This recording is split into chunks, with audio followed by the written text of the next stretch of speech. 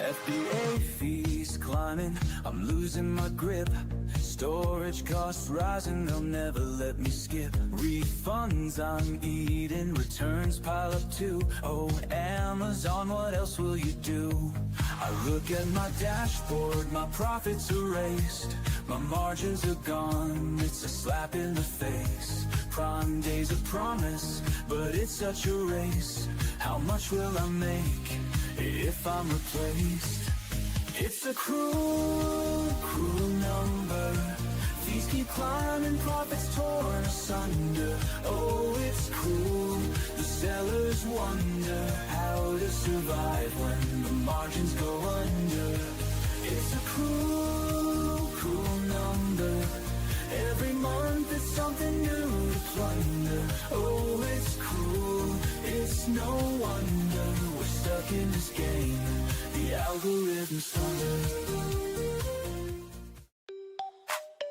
Yo, Amazon's back, and they got a new scheme. Reimbursement slashed, it's every seller's dream. They're digging deep, taking more from the pot. Let's break it all down, expose what they got. March 25, it's a policy drop. They say manufacturing costs, but we know it's a flop. Give us your cogs, they're demanding the price. But if you don't, they'll estimate nice. Nice for them, not for you. Watch your payout shrink. That comprehensive evil is a corporate wing. Lost in the warehouse, damaged on the floor. Now they pay you pennies, not a cent more. Fees on the rise, profits on the run. They don't lift a finger, but they pocket the fun. We're fair! They shout while they cut our shares. Amazon math, man, it's full of errors. Fees, taking our dough. They're stacking the deck, and it's sellers who owe. Reimbursement? Nah, they're taking us down, but we're still here, we don't mess around. Fees, straight to the top. Amazon's game, it'll never stop. Margins tight, but we keep the grind. Sellers unite, we're one of a kind.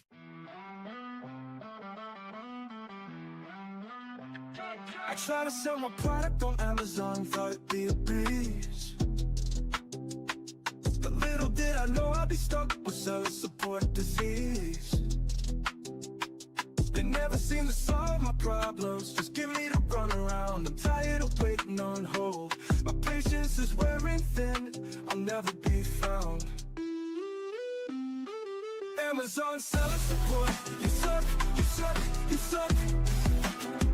Can't get no satisfaction. I'm out of luck, out of luck, out of luck.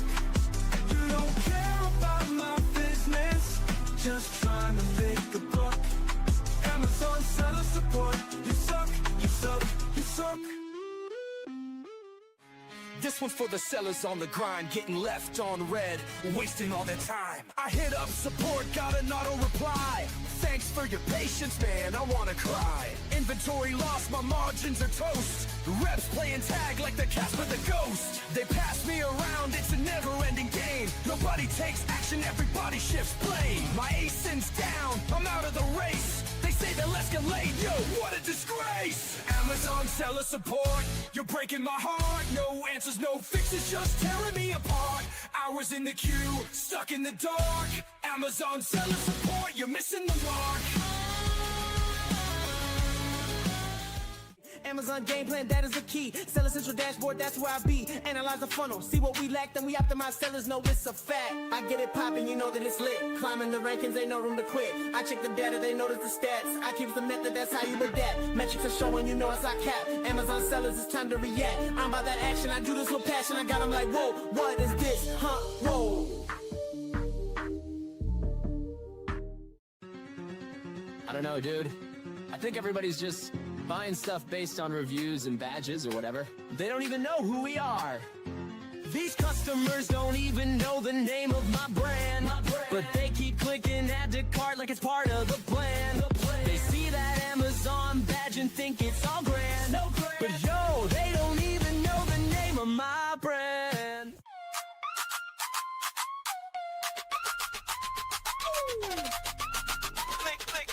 Click, scroll, build your store. Amazon's waiting, what you waiting for? Brand it loud, make it shine. Steven's here to drop the rhyme. Blue tiles, banners, plug and play. Your storefront's live, let's sell a day. Now listen up, I'm Steven Pope.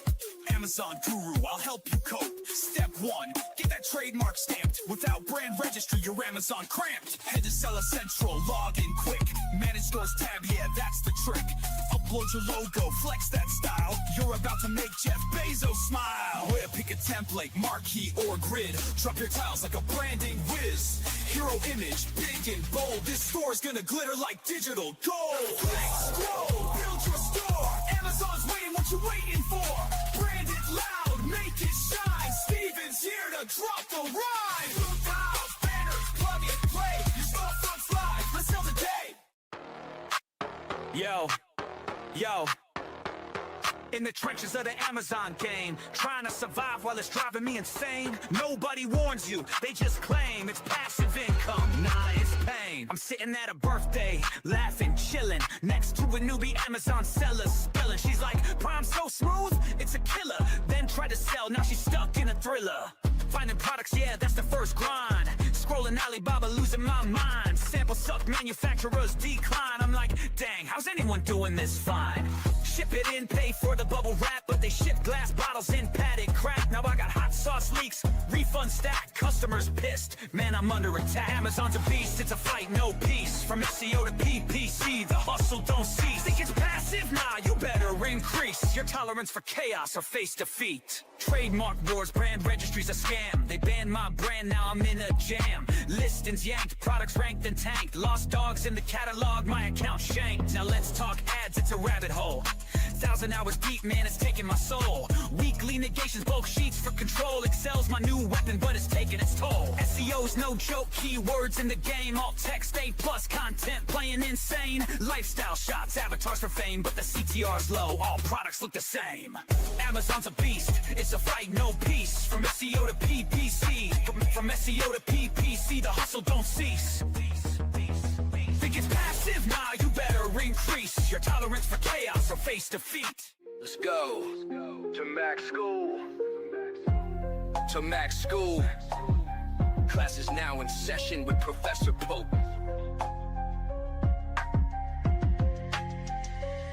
They got the SOP, cause Professor Pope wrote the recipe. Helping Amazon sellers grow sales exponentially. Amazon's a jungle, but we map the strategy. Brand strategist playbook, it's a guide to victory. Troubleshooting catalogs, you know we got the answer key. Boosting all your rankings, turning sales into a legacy. SOB so deep, you think we studied at Mac School. Every step we follow leads to growth, yeah, it's a golden rule. Stuck on keywords, we'll find the ones that work the best. Using Helium 10, strike distance keywords pass the test. Incremental indexing ensures the listing set to rise. From the back end to the bullets, optimization hits the skies. Brand store creation, yeah, we make it shine and flow. A+ content design makes conversions overflow. Need your images on point, best practices in the plan. All text and photo rules ensure your visuals command. SEO meets PPC, it's balanced, every step aligned. We'll construct the MKLs that drive rankings over time.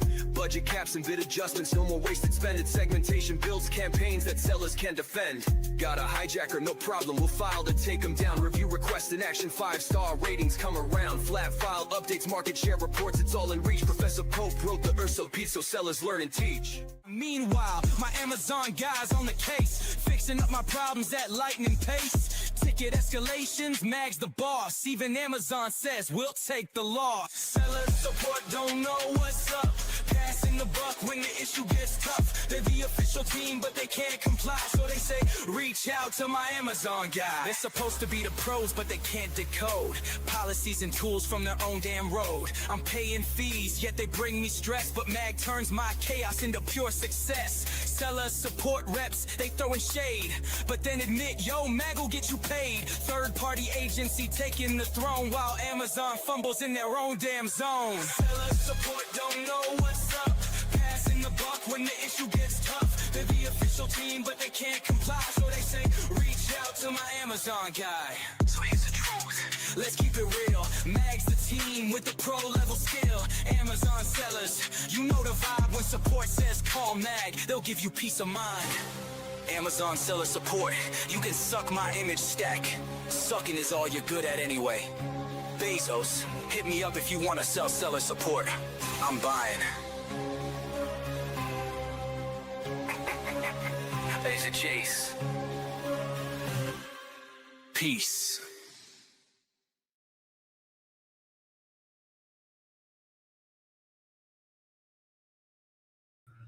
Now that I've unmuted myself, hello and welcome. We're going to be talking about all things pay-per-click advertising. We're going to help you become more profitable, drive more sales using paid ads, and take away some of the confusion and misconceptions out there. So hopefully, I literally just turned this thing on apparently. So make sure this is on. So let me know if you can hear me in the comments. And then also, just for fun, I haven't done this one in a while. If you could, please use an emoji. So just put an emoji in the comments and hit the enter button, whether you're on LinkedIn, Facebook, YouTube, Twitch, X, Instagram, anywhere else that we are broadcasting from. We would definitely love your help with that. So let me know. Just use a quick little emoji and let me know what are your thoughts on your Amazon paid ads at this moment in time using an emoji. And remember, oftentimes we give participation trophies here. We reward participation. So, all right. And then real quick, while folks are hopefully participating in our giveaway here. Oh, did I just spill the beans that I might be doing a giveaway of some sort to people that put an emoji into the chat? Oh, gosh, I can't believe I did that. Yeah, we probably will be. All right, so let me go ahead and share my screen here real quick for something a little bit different. If I can figure out how to do this. All right, so I did this last week. I'm going to do it again this week. If you are enjoying the content that we're putting out there, I'm taking you a little bit behind the scenes, so to speak, into our YouTube studio for My Amazon Guy. And you can see this right here. Current subscribers, 59,946, which is amazing. So thank you to every single person who's here who has helped us at least get to this point, which is huge. Like we have one of the largest channels on Amazon. There's a few that are a little bit larger. Some of the larger channels tend to focus more on like how to get started selling on Amazon. We're more about like the entire life cycle of selling on Amazon, more so on people who are already selling on Amazon and crushing it and want to crush it even more. That's the general direction that we've gone with things. And so to have as large a channel as we do is a testament to all of you and hopefully the value that you're getting from this channel. So if you're watching this and you are not yet subscribed, help us turn this front number from a 5 to a 6. We want to go from 59,946. We're so close. We want to see if you can help us get to 60,000. That's a huge milestone. And it would mean the world to us if you could help us. So with that, no more begging and pleading for subscribers for the moment. I reserve the right at the end of this to at some point probably beg for subscribers. And it's not really a beg. It's just if you feel that there's an exchange of value, one small thing you could do, and we don't ask for this a lot. We're not one of these, channels that like spends like a minute talking about their analytics. Like 53% of our viewers are not subscribed. I don't even know what the number is. I just know that there's people who probably aren't subscribed. And so if you subscribe, it doesn't cost you anything. And chances are, if you're seeing this video, especially the live version, you're seeing it recommended by Amazon. And so you must be watching our content already. And so not a lot is going to change in your life other than you're helping us get to where we're hoping to go. So, all right, with that, let's check out the emojis people gave us. So Viper gave us 1213. I think that's an ear. So I think listening. Oh, maybe that he can hear. Viper can hear. So awesome. Thank you for confirming you can hear. Kind of a... I think that's the emoji for pay-per-click advertising results. So it's kind of neutral-ish, neutral but not good, I guess I would say. Oh, this is a frowny face. So Why So Cute is frowning. So sorry about that. Hopefully we can turn that frown upside down, as they say. For Ventus. I was going to say for events. I love putting out events. For Ventus G1Z is crying and laughing at the same time. Maybe it's like laughing through the tears, or maybe you're laughing all the way to the bank. I hope is the way this one is framed. Desiree has like a purple something or other laughing and crying, like a similar version, but more of like Grimace. If you remember, I don't know if McDonald's still does the characters. At least they did when I was growing up. Grimace was like the big purple monster. It wasn't really a monster. It was always smiling. It was kind of like a Big Bird, but except without a beak and without wings or feathers, but just kind of the shape, if that makes sense.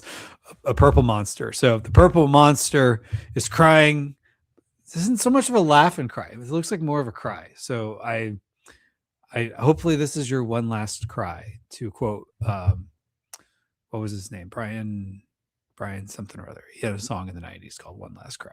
Anyway, I'm all over the place today. So hopefully you guys are enjoying this. All right, LinkedIn user is I love this emoji actually. It's that kind of like smiling but upside down. I love that one. And then Mohammed Muzamil gave a clapping emoji. So that's good. Or either clapping or waving. I can't tell which one that is. You know, they give it to like a little tiny, and my over 40, my late 40s, to be completely honest, eyes have trouble seeing them sometimes. So that looks more like a hello now that I put the glasses on. You know, from the grand scheme of things, like I know that my reading glasses are very light prescription for what they probably could be or will be at some point in my life. So anyway, and then we have what else do we have going on here? Mohammed Muzamil says hi. So hello, Mohammed. We have Why So Cute says hi, Kevin. Hello to you. So if you have questions, drop them into the chat. I know some people have already asked their questions. One thing just I like to always point out is that oftentimes, more often than not, I get to the end and there's still questions and I feel bad because I didn't get to all of them. And so if you want your question answered, the best time to ask it is now, not 5 minutes before we're about to close out. Now, maybe you could ask it and maybe we get around to it. Maybe we don't, but that ends up happening quite a bit. So if you have questions, don't just hang out and then wait for other people to ask questions. I guarantee you're helping other people, including yourself. So you're not going to look silly. And you're more likely to get your question answered. If you don't ask your question, I can guarantee you we won't answer your question. So what did Michael Jordan say? You miss 100% of the shots you don't take. Or maybe Wayne Gretzky said it. I've heard it attributed to both of them. And maybe they both said it. It sounds like something they would both say. So anyway, they're from the same era. The greats. All right. So next up, we have Why So Cute says, I have a question. Good. Hopefully I can answer that for you. What's your rule when an auto campaign graduates into multiple manual match types instead of staying auto forever? So you're probably referring to taking a search term from an auto campaign and graduating it so it's doing well in the auto and you're going to put it in a manual campaign. This used to be a more hotly debated topic. Or used to be, this was actually, I should say, once upon a time, going back in time, this was kind of like the generally accepted belief in 2017 that you take from your auto campaign and then you negate it because you're going to put it in the manual campaign so you have more control. And then, you know, from broad, you negate it and put it into phrase, and then negate it in phrase and put it into exact. So you're graduating it, you're moving it up. What we believe here at My Amazon Guy, and this has become my belief over the years too, and this is now more of the kind of common accepted practice within the community, but sometimes you just got to test things out and see how they work for you. It's just leave it. Now you're still going to promote it. You're still going to graduate to broad. It's still going to graduate to exact. It may or may not. Phrase doesn't always have as much power behind it, but sometimes it's worth testing. But the point is, you're going to still take this mining for gold campaign, which is essentially an auto campaign, is you're filtering out for what's working. Don't take out what's working. Only take out and negate what's not working. So search terms that are not working in your auto campaigns, you'll just negate them because it doesn't make sense. Why throw good money at bad search terms. But what you want to do is you want to take that campaign and move it up and then leave. But as you're graduating it, sorry, you're not taking the campaign, you're taking that search term and you're graduating it. You're going to leave it in the auto campaign. There's no reason to turn it off. As Steven likes to say, never negate a good keyword. And why would you? Sometimes, for whatever reason, it will perform better in the auto than it will in the broad or the exact version as a manual campaign. Why? It just is. Intuitively, it would make sense that as you put more focus and control on it, it would do better, which oftentimes it will, but not always the case. So at the end of the day, what you care about is, are you getting sales and are you getting sales profitably? Does it really matter if it's coming from an auto campaign as opposed to if it's coming from a broad match or a exact match or even a phrase match? So wherever you get the sales and they're coming profitably, just leave them. Like, don't force it into exact because it may never perform quite as well because for whatever reason, the algorithm has kind of picked a favorite. The algorithm plays favoritism. Just, it is what it is. I mean, if you think about it, the algorithm is an algorithm of favoritism. Who gets the best, ranking organically? It's favoritism. Now, their favoritism is based on who's more likely to get a sale. Who gets better placement for PPC? Who gets better? It's not just how much you're willing to bid, but who gets better cost per click. It's going to be the search terms that are doing well. So it's all about favoritism. Amazon has favorites, and the favorites are whatever is working for Amazon's goals. So as Zig Ziglar said, you can have anything in life you want as long as you give or help enough other people get what they want. So at Amazon, they ultimately want sales, and they have only so many impressions of people searching for whatever across the internet for, certain search terms.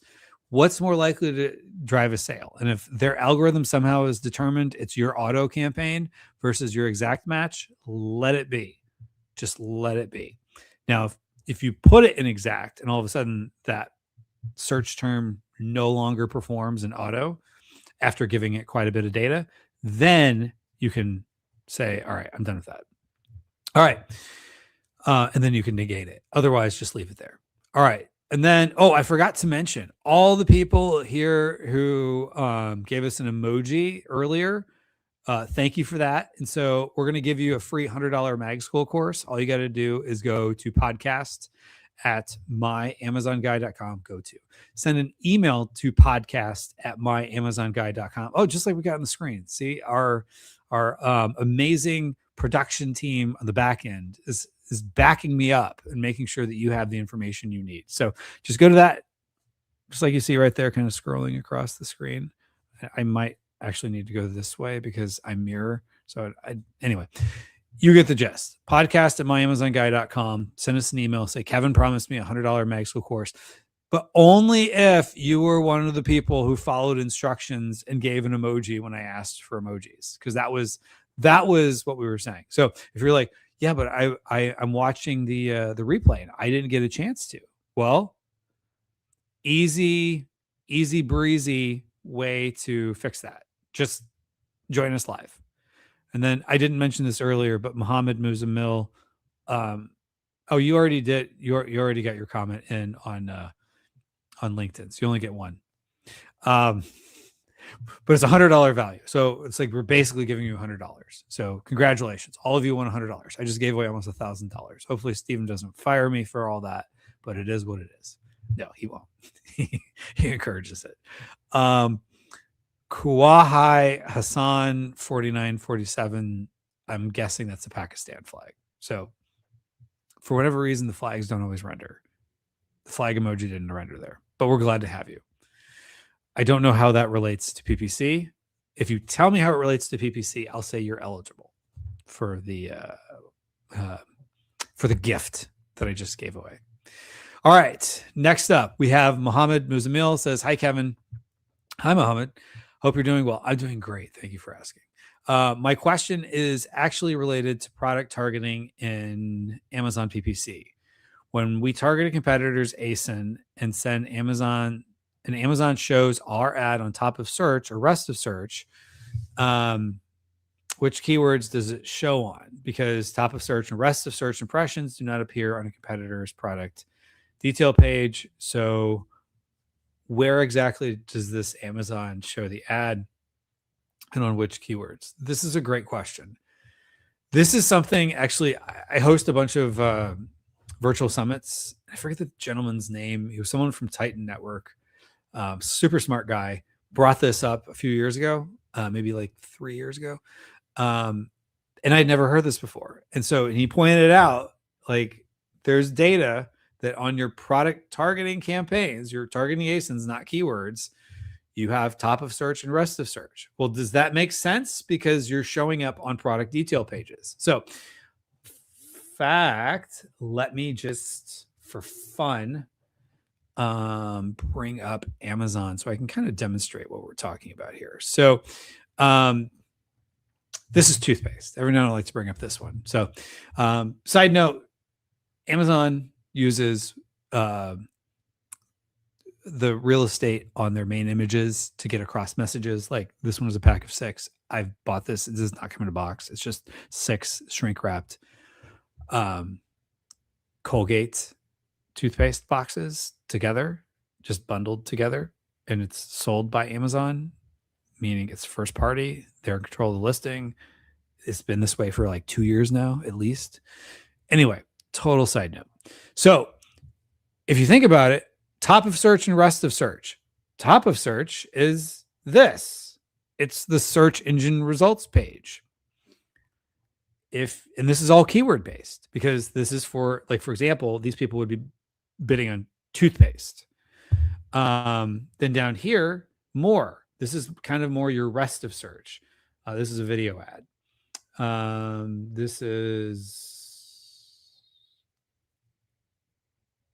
This looks like a sponsored brand. Then down here, this down here, rest of search. So it's not top of search, it's rest of search.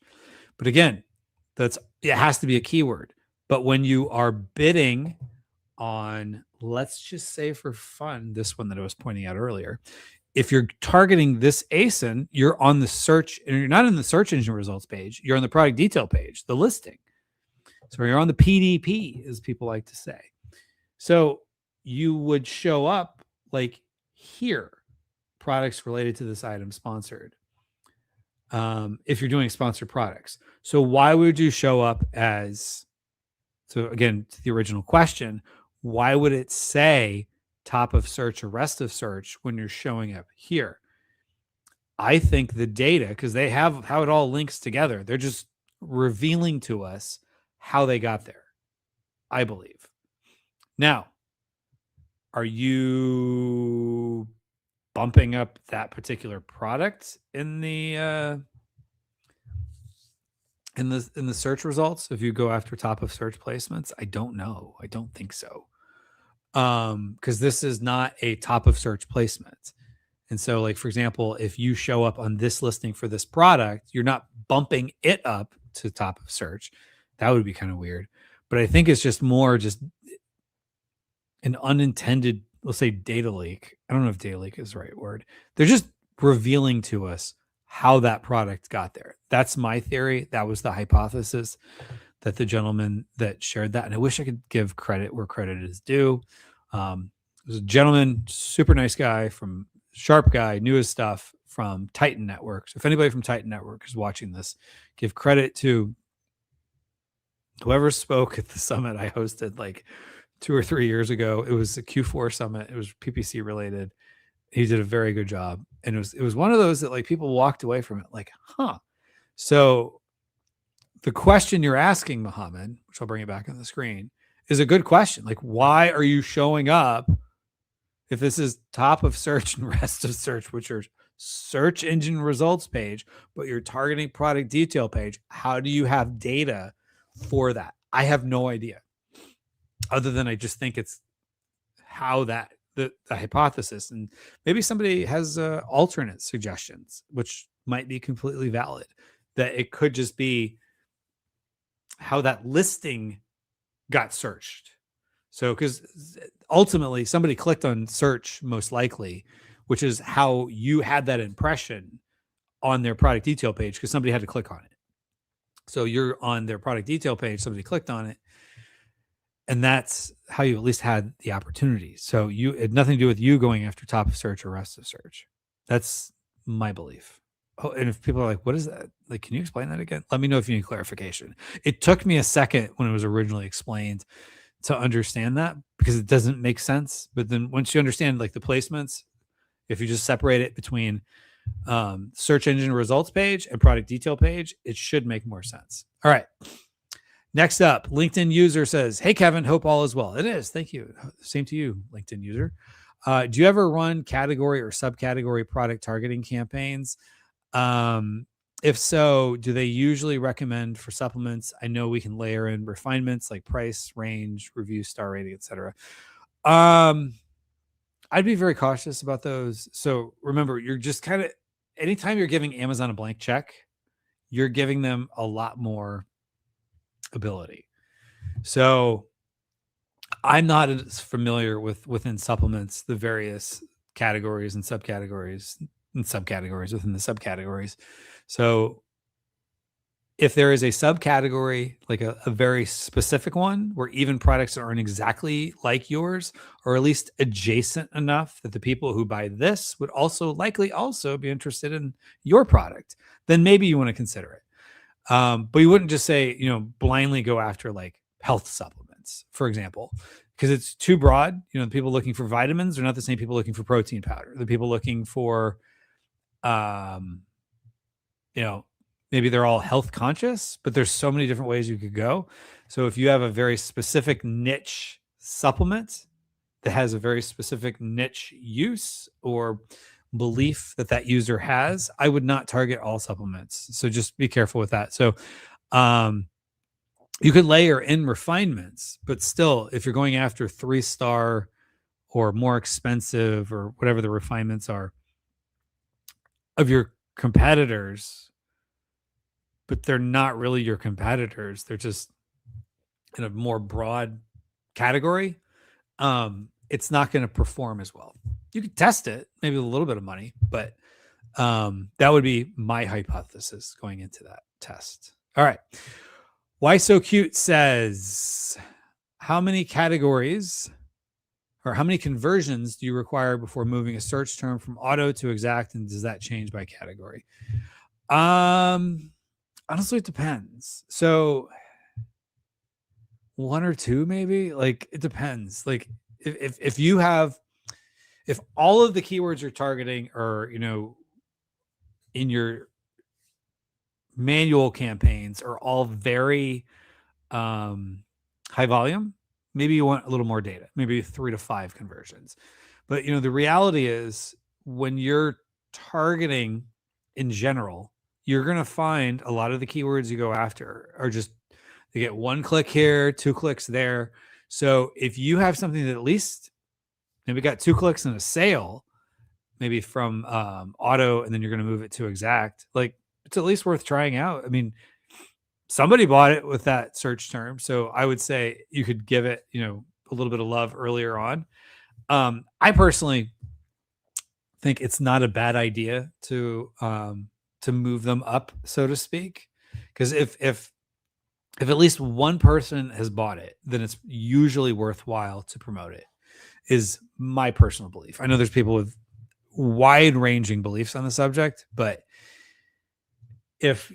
now just maybe look at a longer time horizon too. So if, for example, if you're looking at a 3-day time horizon, maybe you don't want to just promote everything that got 1 sale, because it might be, if you looked over 60 days, you might notice that 1 sale was from like 50 clicks and was like a 175% ACoS. Maybe you don't want to promote that one at this point in time. So just make sure, whether it's a time sufficiency or data sufficiency, meaning you have enough data to support it. Like if you had, like, let's say 10 clicks and 2 sales, I would say, yeah, definitely.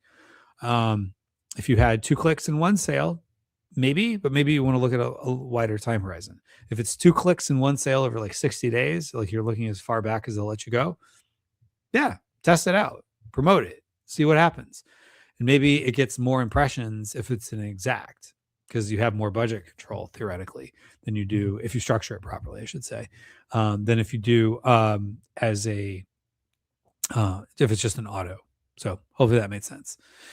All right. How do you calculate a defensive bid for branded keywords to avoid overspending on your own traffic? Yeah, good point. So I don't know that there's necessarily a way to calculate it.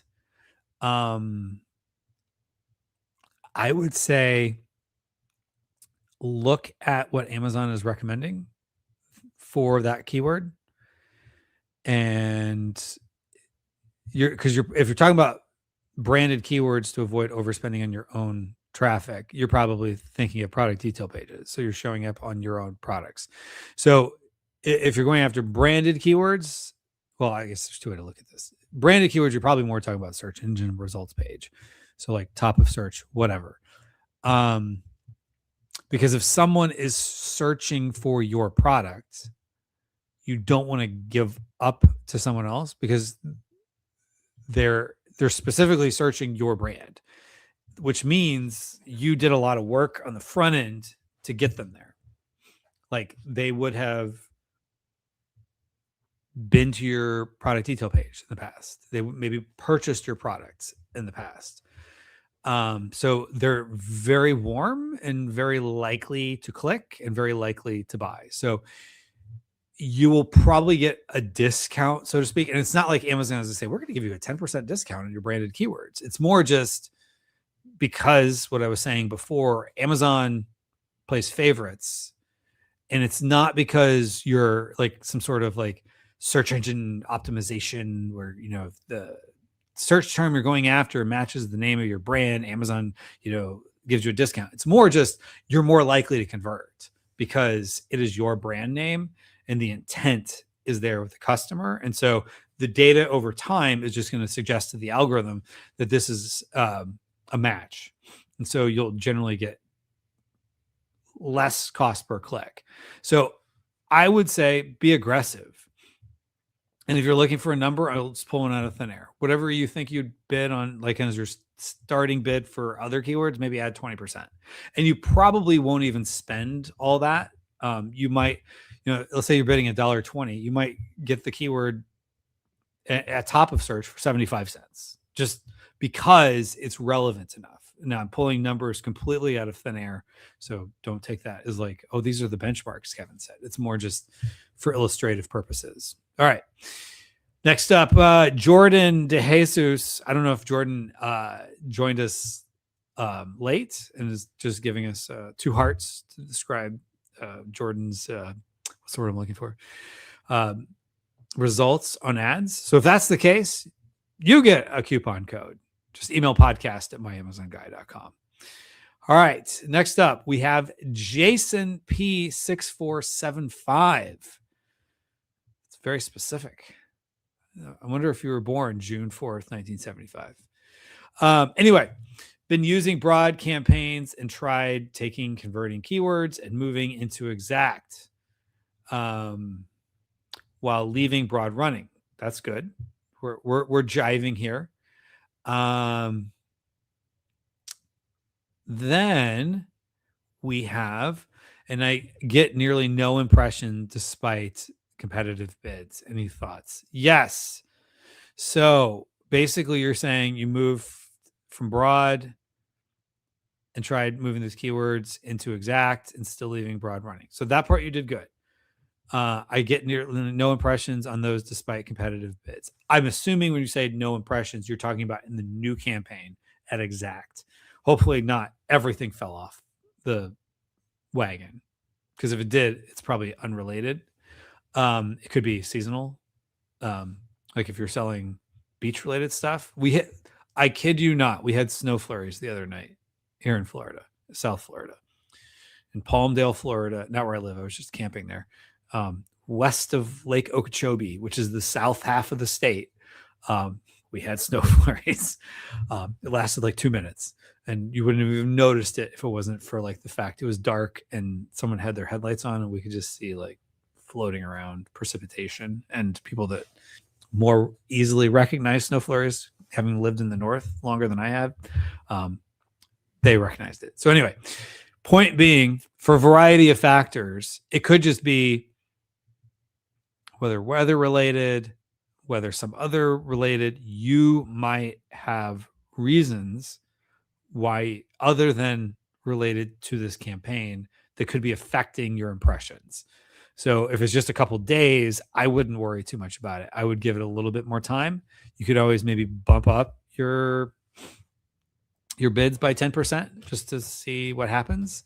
But if you're getting no impressions in the exact match, it's just exactly what I was saying, where sometimes for whatever reason, if you're still getting the impressions in broad, let's just say that that's what you're talking about here, then your broad campaign might just be what the algorithm favors. It's comfortable, it's familiar, and the algorithm says this is where we want to keep giving our impressions to, who's the broad. And does it logically make sense? I don't know. It's just Amazon's algorithm tends to favor one particular record, so to speak. When I say record, if you've never done it before, pull your bulk file, your bulk template. And in the bulk file, every row has what's called a record ID. So like you might have a keyword, might be a row, and there's a record ID, and it might be your broad match for whatever keyword you're going after.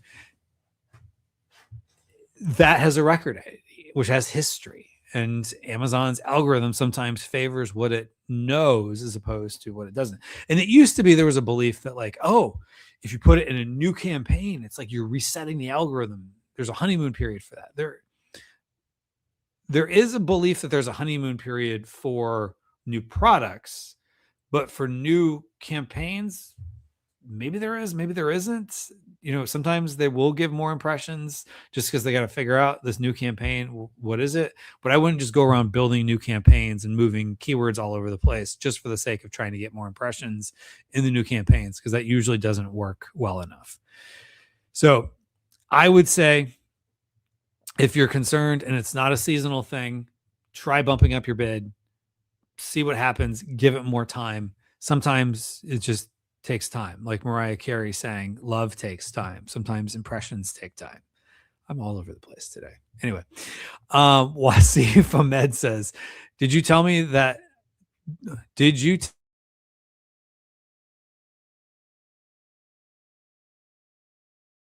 oops. Sorry, folks. My mic went dead there for a second. Did you tell me, does expert are using Amazon Ads Planner and it's helpful? I've not used Amazon Ads Planner personally. I think I know what you're talking about. It's they keep throwing little new things. And in MAG, are there people that might use it? Possibly. I don't hear a lot of discussion internally about it, and I don't personally use it in my own, so I don't have a lot to comment there. Why So Cute says, do you ever intentionally run keywords above target ACoS to support organic rank? If so, how do you decide which ones deserve that? So for that, what you're really going to have to do is decide, which I'm looking around my office for potential products to use. I can't think of anything to demonstrate what I'm thinking here. But basically, you know, is it worth it to go above your target ACoS? Sometimes. And it depends. And the reason I say that is it has more to do with, is there potential here? So, you know, if you're talking about your target ACoS is, let's say 35% and you're running at 45%, sure, why not? If you're saying your target ACoS is 35% and you're running at 300%, I wouldn't do that. I would say this is silly. If you're running at like 65, 70%, maybe if you think that there's potential, you know, but if you have 100 reviews and everybody at top of search has 10,000 plus reviews, and the top organic for that particular keyword are, all ones with lots of reviews, they've got better listings, there's not somewhere where you can quickly say I can get a competitive advantage, then I would not spend a lot of time going above target ACoS to support organic rank. Now, if you're ranked well organically and you don't want to give that up, and you have data to support the majority of your sales are coming from organic, then maybe it is worth it, because maybe you're looking at it as your PPC sales are just propping up your organic ranking, which is bringing you sales and bringing it more profitably. So if you were to compare apples to apples timeframes, so if you look up like in your search query performance report for that particular keyword, that's going to give you total sales. Then you could look in Ads Manager in the targeting tab, search for that keyword, add up all instances of that keyword, and see how much are you spending and what were your sales. And then you could take that and subtract it from what you're finding in the search query performance report, and that's going to tell you you're organic. So basically now you can use data to support, is it worth spending above my target ACoS? Because target ACoS is really just a number you're pulling out of thin air. Now, if you're running to a DTC site, like your own website, and you're trying to decide, is it worth, spending money on a Facebook ads campaign or Google search campaign or Google shopping campaign, you have to be more careful to make money on the front end, or have a defined funnel on the back end where you can make your money back up with lifetime value. So with Amazon, it's harder to assess lifetime value, and most products don't have huge lifetime value per customer. You may have some repeat customers. You may have some customer buy multiple that keep coming back. But by and large, that's not the strategy for, unless it's a consumable or reusable, or I need more of that product in the future. Like you maybe don't consume it, but it's something you would buy again and again and again, like certain types of office supplies or poop bags or something like that. Which ones deserve that? I would say, one, you got to look at his potential. Like, do you think you have the ability to compete? And then the other criteria to look at is, are you getting good organic rank? And if you are getting good organic rank, then, if you got good organic rank, but 70% of your sales are coming from paid ads, then really it's not moving the needle all that much as far as, offsetting your costs for the paid ads. So it's just going to depend on a couple of those situations is how I would look at it. All right. If anyone else has questions, feel free to drop them into the chat. I will do my best to get to them before we end here at the top of the hour, but we still have time. As of this moment, I can still get some more questions. So if you have questions, drop them into the chat. So how do you guys scrape Amazon brand emails? Any tools? How many outreaches do you do a month? Thanks, Kevin. My agency guys closed down, so I'm hoping you can share a bit about that. Okay. Yeah. So this is more for agencies looking to target sellers. So when it comes to outreach, that's like Stephen is very transparent about 99.999% of things. Outreach, a little bit more guarded, still able to talk about some things. So I can't say I'm not even sure how many messages we send out on a day-to-day basis. Some of our outreach strategies are kind of hiding in plain sight because many sellers have probably gotten on the receiving end of some of our outreach strategies. But maybe they're not looking at it from the big picture from a strategic standpoint. But I'll just say this. And this is stuff I think Stephen has talked about publicly, like on LinkedIn and stuff like that. There are some work well, some don't work as well as they used to, but let's just say there are lead vendors. There are tools where you can figure out who sellers are. You can get information about the sellers. And then there's also data enrichment tools. So you can merge data together. I don't think I'm giving away any secret sauce in saying that. I'm not saying what our methods are, other than based on your question. That's kind of what you're asking me, if what we're doing. So I would say, as far as like tools and whatnot, like we use HubSpot, although that doesn't give away a lot. And then we're always trying different data enrichment tools. I couldn't tell you who we even use, to be honest, at the moment. I mean, we're in the middle of using multiple, and we will use a data enrichment tool until it's no longer helping us achieve our goals. So hopefully that made sense. All right. Next up, Zuhaib Wali says, I have a campaign performing good at rest of the page placement, but spending a lot in the top of search and product page. Can I stop traffic in those placements? Okay. I have a campaign performing good at rest of search page placement, but spending a lot in the top of search and product page.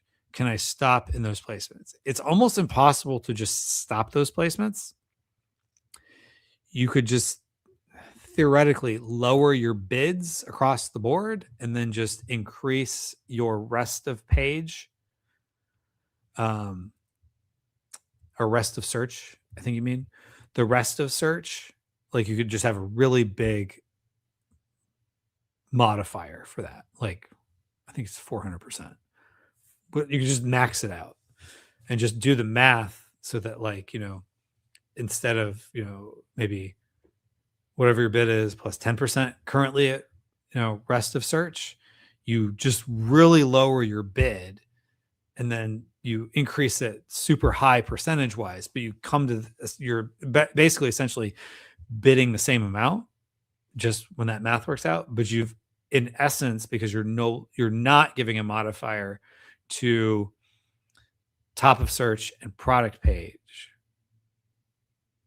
that basically they're just so low. You will still get some impressions for those. You might still even get some sales for those, but they would be much lower bids and show up a whole lot less. All right.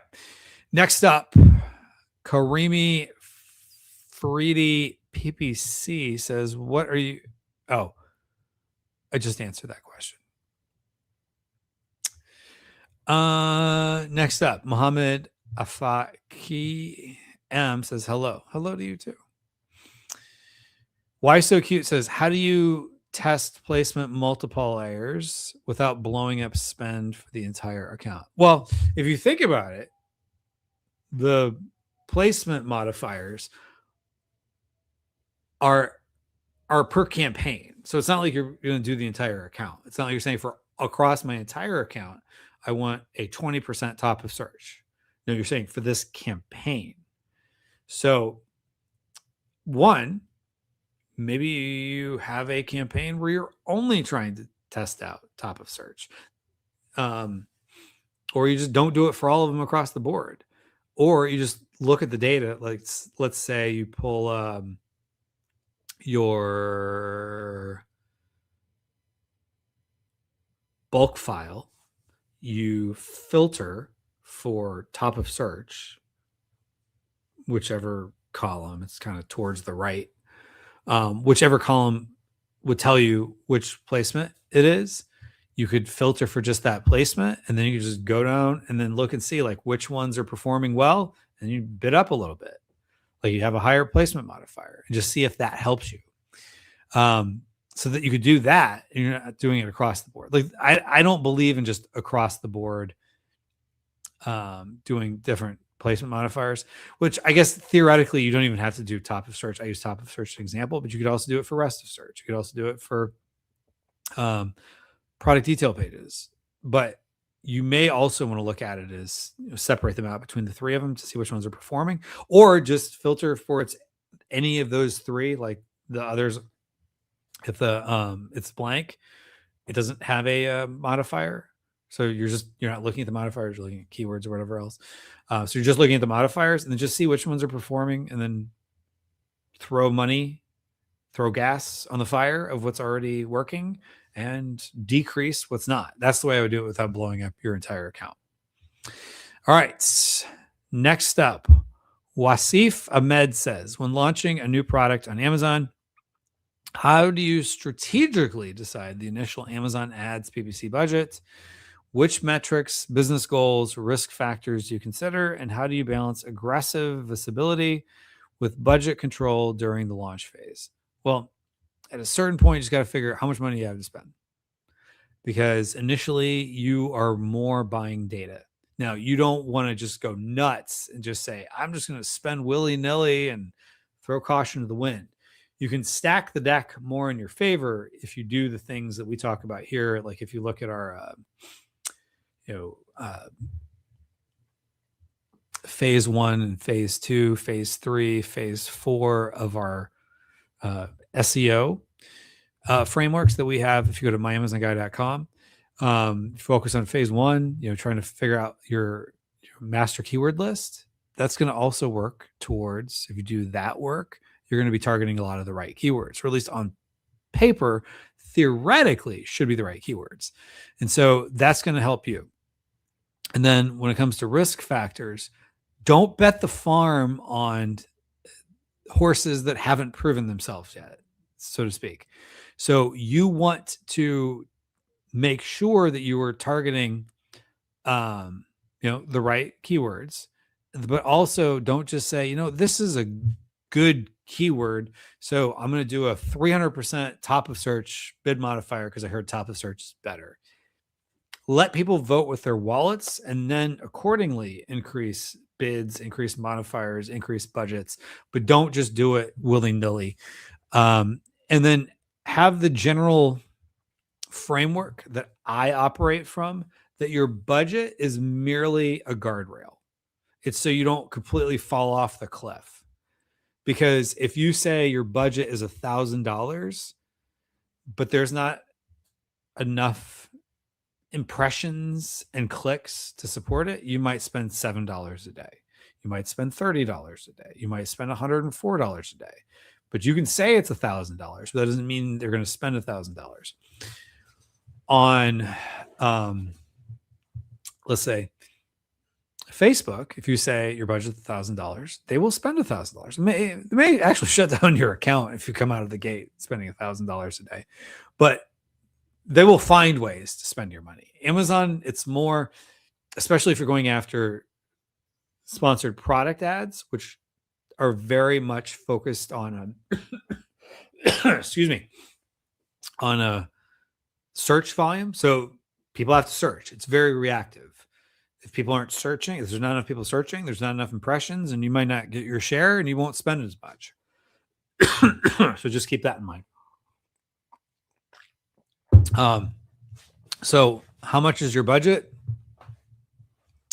You may just want to take a look at, like, okay, if I have a 1% click-through rate, which may or may not be feasible, or maybe it's 0.5%, but just come up with some general thought process. And sometimes if you're trying to come up with a budget of like a worst case scenario, have high click-through rate, high cost, higher than what you're hoping for cost per click, or at least all the way up to whatever, if you're using down only, whatever the top is. And then, if you're assuming you're going to have, let's say, an 8 to 12% conversion rate, maybe you say it's an 8% conversion rate, which is about every 12, 13 clicks, you make a sale. And then from there, you could say, okay, I do the math, and this is how much it takes to get a sale. So if I want 10 sales a day, whatever it is your cost per sale, multiply that times 10, your desired cost, your desired sales from PPC, and that'll tell you a little bit more about what you should budget. And then are you willing to spend that? So at least you're not just like pulling a number out of thin air. You're still pulling numbers somewhat out of thin air to get to that, but at least it's following some sort of logic. So hopefully that made sense. All right. Next up, we have Jason P says, I'm in a sports niche and had a live action promo video made and will add to my listing once finished. Does a video help a good amount with conversion and trust over static, mostly AI images from competitors? I would say generally speaking, yes. Now, will it perform the way you want it to? I don't know. Sometimes video helps. Sometimes it doesn't. So I would say, do you at least have the footage that you could test out different, storytelling aspects within it, which you could use ads, like video ads, to help you with this, or maybe you start off with a different hook at the beginning. Like you have different hooks that touch on different pain points or different aspirations, for whatever it is. So depending on which sport you're targeting, the pain points and aspirations of someone playing pickleball are going to be wildly different than someone playing tackle football. So although they all want to win, they all want a competitive edge. Amazon sellers all want a competitive edge. So whatever it is, try different hooks, different pain points, different, if you're familiar with PAS, problem, agitate, solve. What are the problems they're having? Agitate it. Your product is solving that. So how do you position yours against whatever problems they're having and how yours is the solution? So test that out in different ways, which could literally just be like an opening slide. It doesn't even have to be, like someone saying something. So hopefully that helps. But yeah, so to answer your question, theoretically it should. So test it out and also test it with ads, because ads can at least help you figure out like what resonates the best with people. And you could test different angles and different hooks and all that fun stuff. And then that would probably tell you whichever the winner of that is, maybe what you want to end up keeping on your listing. All right. Next up, Zuhaib Ad Pro PPC software. Oh, Ad Pro PPC software does this placement adjustments automatically. I'm not familiar. He's just giving someone else advice. Never mind. And then we have Karima Fredidi PPC says, I'll take the most difficult to answer a day award. Ha ha ha. This was about the if you're, how do we do outreach strategies at MAG? So yeah. All right. And then we have a question coming us from Instagram from Sammy Ferries 13 says, what are the strategies to launch new products? Yeah. So at the end of the day, I was kind of alluding to this earlier. Get your master keyword list. You can find on myamazonguy.com, or we have articles talking about master keyword list. Get your master keyword list. Make sure your listing is optimized well, and wherever you think it's optimized well, figure out how to make it better, because we fall in love with our listings. It couldn't possibly be better. It can, in almost all cases.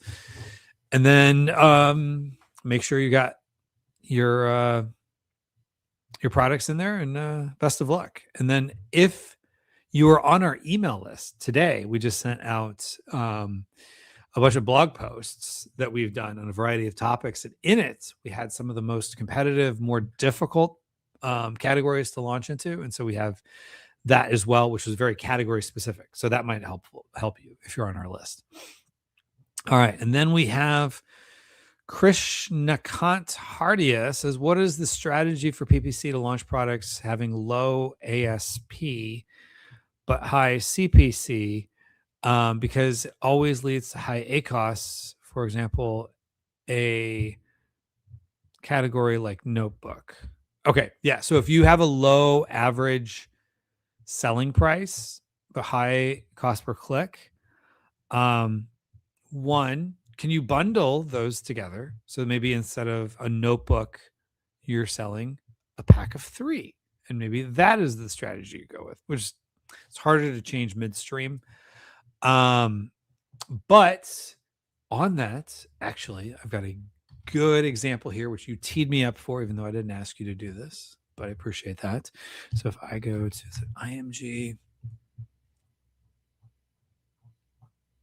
or is it the other one? Sorry, we've got a couple different pages with examples that I think might fit perfectly into this question. And it's the answer is actually not a PPC answer. So did we take that one down? All right, maybe we don't have that on our page, but I'm still going to show anyway. All right, so if I share my screen, we had an example, and I bet if you go on Steven's LinkedIn, you'll probably find it somewhere. Where basically it was like before and after, not with baking sheets like we have here that I'm pointing to, but it was with a notebook. And so it had elements of like, sometimes you buy a notebook and there's like a little banner on it that describes it. So we had the text bigger. It was more explanatory of what the product was. It showed a little bit of what was inside. It made it more obvious that it was for kids because that was what it was intended for. So work on your main image. Really, really dial in on your main image. Shout out to John Aspinall, Mag alumni. He's got a lot of great content on main image stuff as well. Because if you figure out how to have a better click-through rate, you're going to have better ACoS, generally speaking. Then next up, Moses. I apologize if I butchered your name.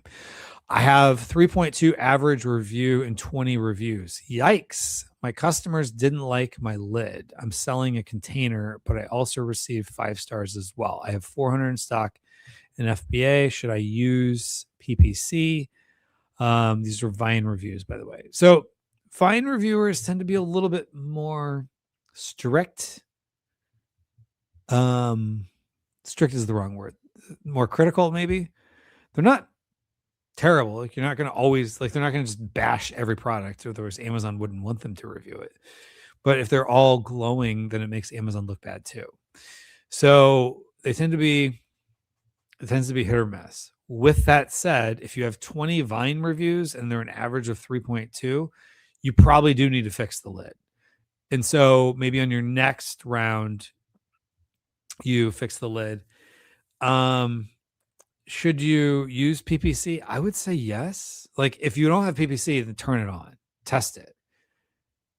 Sometimes it's understanding. People understand, like, when there's not a lot of reviews, like, oh, okay, maybe it's, it's still new. Like, they don't make excuses in their head like we think they do, but they just kind of know, like, okay, this is a relatively new product. They're still figuring it out. So they're not as much going to hold it against you. So it's worth testing out to see if you can get better results, or get at least halfway decent results. And then over time, see if the people from paid ads who start leaving your reviews, which isn't going to be a ton. If you have 400 in stock, you might get another 2 or 3 reviews. So if you get more reviews, hopefully those are more likely to be 5-star. But if you receive 5 stars, what did they like? What were the complaints from the 1-star reviews?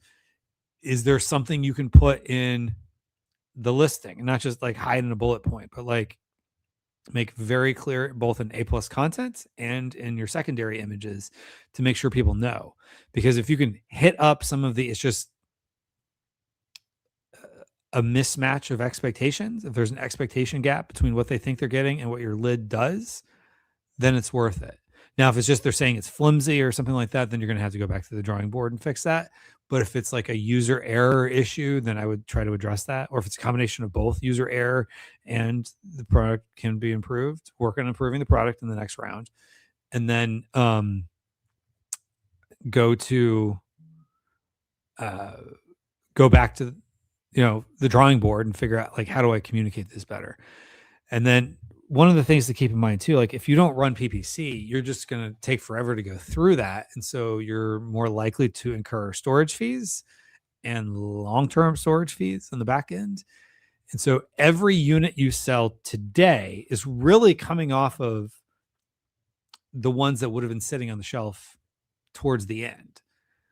So if you think of it that way, like if you incrementally grow your sales 20, 30%, 50%, 100% with PPC, and you can at least do it break even or better, you're going to, those ones that would have incurred long-term storage fees like down the road are basically no longer going to have those long-term storage fees. So you're helping yourself there. And if you're thinking about this long-term with the product and you think there is long-term potential, or it's just if it's a complete lost cause, which I would caution you to go there just yet if this is the first round, which I'm assuming it's a newly launched product if you're talking about Vine reviews. There's still things you could fix on it, and I would focus on that. So hopefully that was helpful. All right. Marcy says, what is considered a great ROI on ads? I have a product that sells for $75 gross and sells 1 to 2 per day without ads. Oh, okay. So yeah. So here's the thing. It depends. And I know everybody likes to have the right answer. Everybody wants the right answer. What is considered a great ROI on ads? I have a product that sells for $75 gross and sells for about 1 per 2 day without ads. Test it with ads, see how it works. Ideally, let's say by selling with ads, you go from 1 to 2 per day. You go to 5 to 6 per day. I'm just making up these numbers. And 3 of those come from paid ads. 3 of those come from not ads that are organic. So that means you got at least 1, possibly 2 extra sales per day from organic and whatever you get from ads. So if you're at least break even or better, then you're getting the algorithm to give you more impressions. And that's going to benefit you more long-term.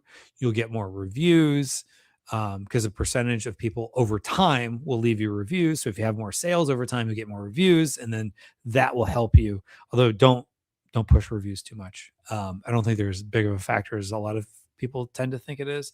But what is considered a great ROI? So if you're talking about ROAS is return on ad spend, which is like a function of, or let me state it a different way.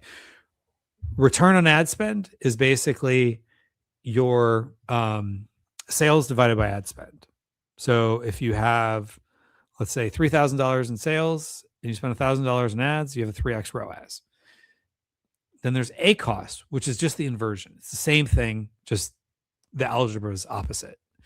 It's advertising cost of sales. So if you look at your every unit you sell, like a pie chart, what percentage, what slice of that pie went to ads.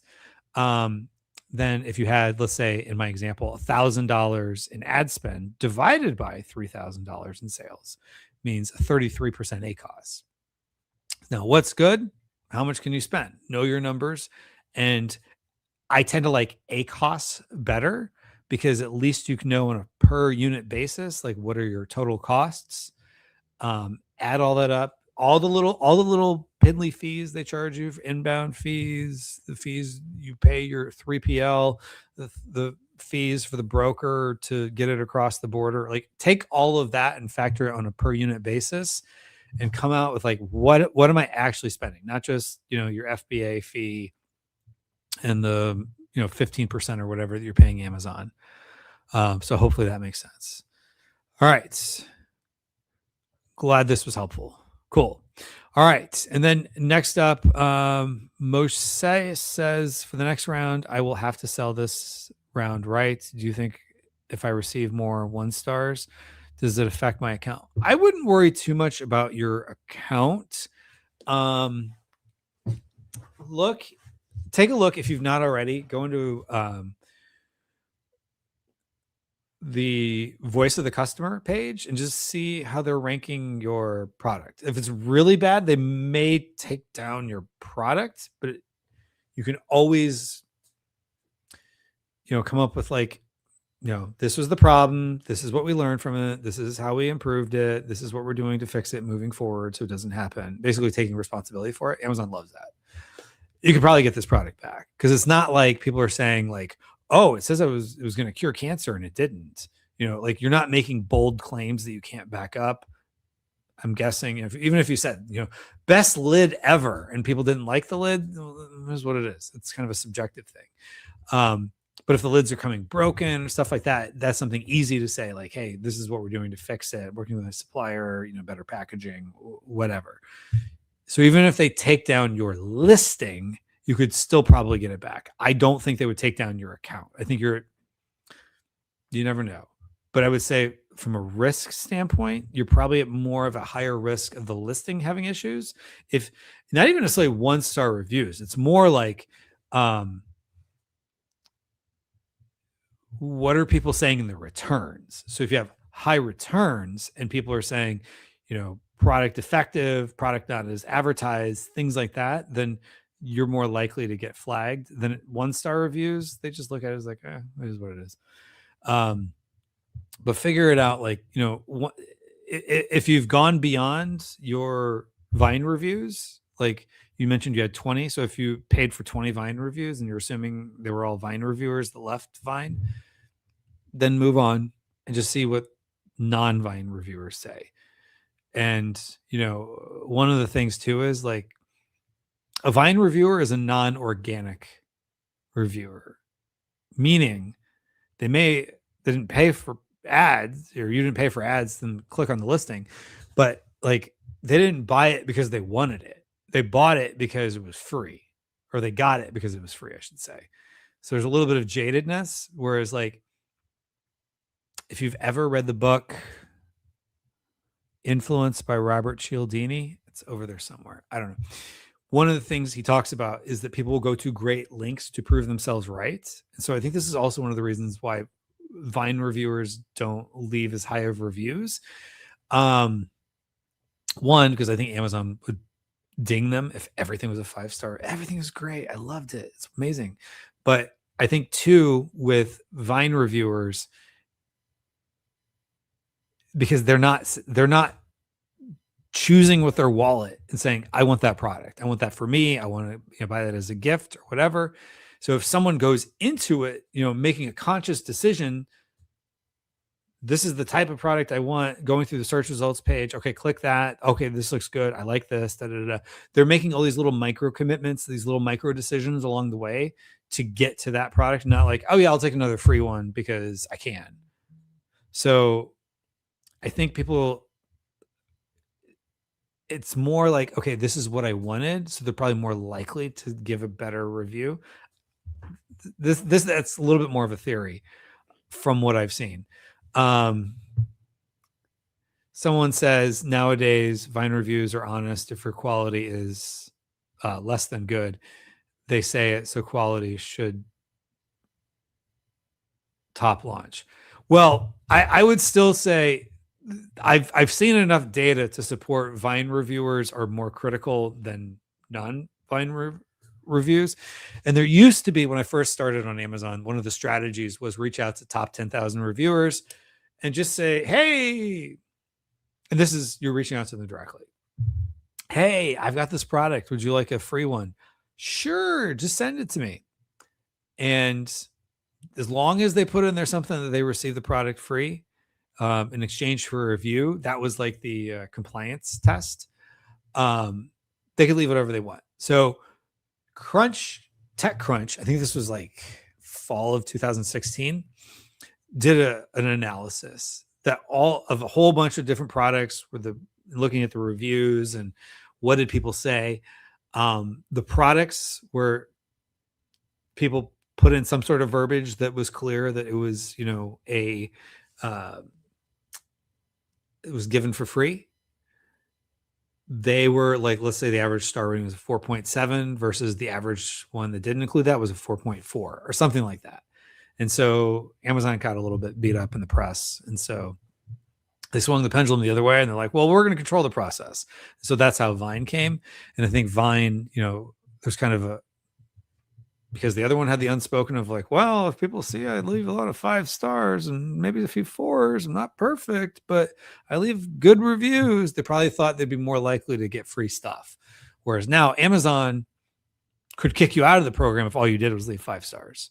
So they want a little bit of criticalness. And so that probably shields people because it's not,